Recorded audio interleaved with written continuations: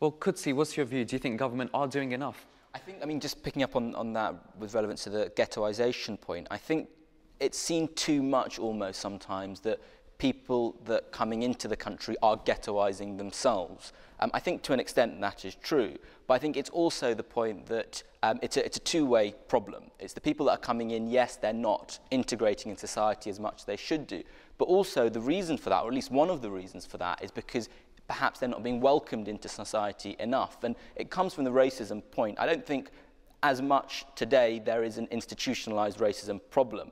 I think the problem is a more subtle one of unconscious racism, we can call it, of people not being aware of the sensitivities of people who've come in with different values or different cultures. So seeing them and thinking, oh no, that person is different, I don't want to associate with that person. And what ends up happening as a result of that is a polarisation of society. So well, I think... Do you think it's just a natural part of natural behaviour for people to just associate with people who are like themselves? It is a part of natural behaviour, but it doesn't necessarily make it right. And I think that's where the role of central government should come in, is not just simply to inculcate in new people particular values of Britishness, but also, more importantly, to educate people who are here about the values and cultures and religions of the people who are coming in, so they don't base their opinions on these preconceptions and misconceptions. Okay.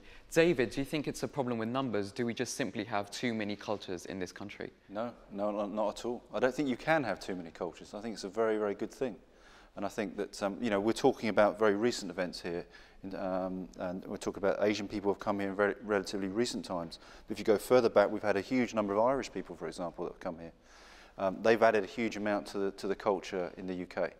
I go back to the point I made earlier. I think that's what makes Britain strong, is the fact that it's been able to absorb different cultures and been able to develop and adapt to those cultures and still retain some of the identity that we had before. So what do you feel is the role of education? I mean, a lot of the people here in the audience are in college and universities. Yeah. What role does education play in this?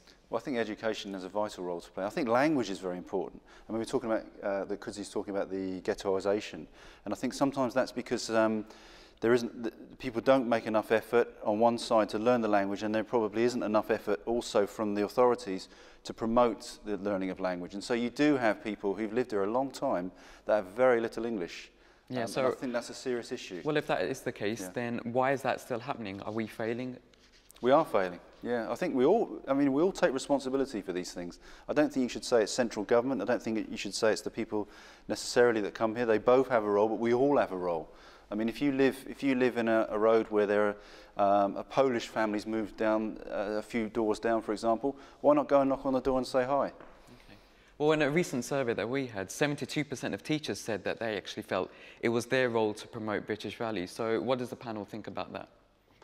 Dan? Yeah, I think it's interesting if you look at those things, and actually it's gone up in recent years, and the number of people on the street who think that we should promote Britishness has gone up too. So that's interesting. I think local government is actually doing an amazing job in community cohesion and promoting Britishness, and that should happen more. I think those teachers that don't think Britishness should be addressed, I think that some of them actually think that Britishness has been addressed, that things are okay, because if you look at the stats comparing London to the north, less teachers in the north think that we should teach Britishness. I think that's because they feel that they've got that problem sorted. To teach Britishness is a very difficult thing to try and do. I think you need to teach people about British history. So, you know, if you come from another country, you understand how this country's developed, what's happened here, and therefore you will have a greater understanding of what the British community is like and why they are the way they are. I don't think you should try and impose any kind of identity on those people. It's just about greater understanding, I think. I agree. And to take liberty as a central value that I believe is probably one that we'd all agree is a British value. Why is it? Well, part of the reason is because we abolished slavery, the first country to do so. So that comes from our history. It's created our values. The legal system, justice, you know, our legal system is one that's been championed all across the world. Why? We can look at the history of that, and I hope that would come into citizenship as part of the school curriculum. Right, okay, Amir's got a point. I was talking to a friend of mine who's actually English background. He's Anglo-Saxon and who's been here, and he actually defined himself more as an Englishman rather than as a Brit. And I just wanted to ask, what is your opinion between the differences, and how, is there really a difference, and where does it mix, and where does it... Yeah, I guess I do as well, but only on a sort of fairly superficial level, if you like. It's partly a response to the fact that if Scottish people are very assertive and the Welsh are very assertive about their identity. And I went to university, particularly with quite a lot of Welsh people, and rugby came up a lot. And at that time, Wales were very strong at rugby. And so I found myself, when I wasn't really before, I said, okay, well, I'm English, I'm going to support England. And so on a fairly superficial level, for me anyway, I would say English, but still very much British as well. I don't think Anglo-Saxon is a term that's used very often, to be honest. I think that Englishness, interestingly, has been diffused over the last couple of hundred years because of the fact that we've played such a big international role. And we have to take with that the fact that people will criticise us as English people for the role that we had over that last couple of years. And I think actually that's the legacy of... It's sometimes a good legacy, often a bad legacy. It's something that we've got to live with as English. And that makes it very difficult to talk about Englishness at the moment. It may be something that we are able to talk about in the future. Okay, so for the audience here, if there are any university students, do you think it actually helps to break down the barriers when you go to university? Well, I think that when you go to university, there's lots of different cultures and you don't really see the difference. There's not really any difference there, but I think that being British is appreciating what Britain has given you, like free education and healthcare, etc. But I think that if you are like taking liberty and not appreciating what it has given you, then like you shouldn't be in Britain, because why are you here? If you know what I'm saying. Yeah, so can I just pick up on that? And I think that's absolutely the fundamental point that everyone forgets and even takes for granted. By being here, you're gaining something from the country. I mean, we've talked about America. America has no social security system.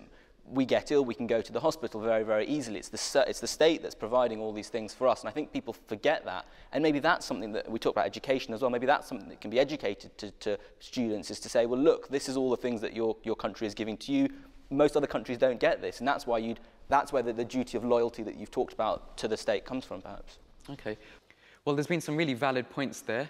Stay with us. We're going to be discussing identity and patriotism a lot more. We'll be back after this short break, so stay with us for more Real Talk.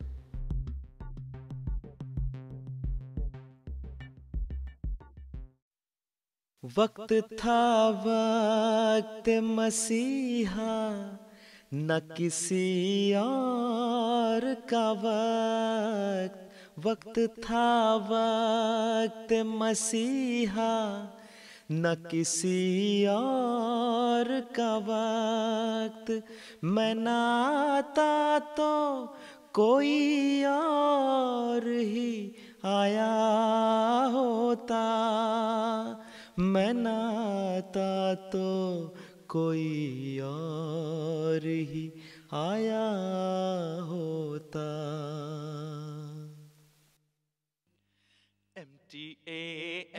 Broadcasting the true essence of Islam.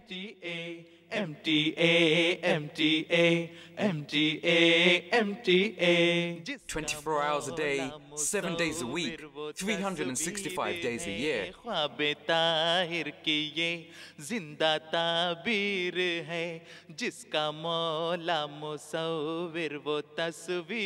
MTA International, reaching the corners of the earth.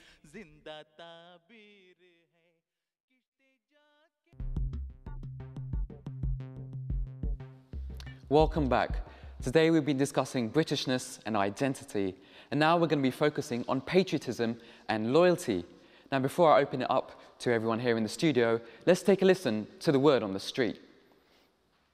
The love of one's country and the willingness to defend it is thought of traditionally as one of the central civic virtues. It's also closely related to the concept of national identity. So, how patriotic should we be? Isn't it expected that all British citizens, no matter which ethnic background they belong to, should show patriotism towards their country? Can a country with such diversity still uphold patriotism from its citizens? Some MPs argue that we shouldn't even be promoting patriotism within our schools. As the debate continues, we should ask ourselves the question, is it even worth talking about? Let's go and hear what people have got to say.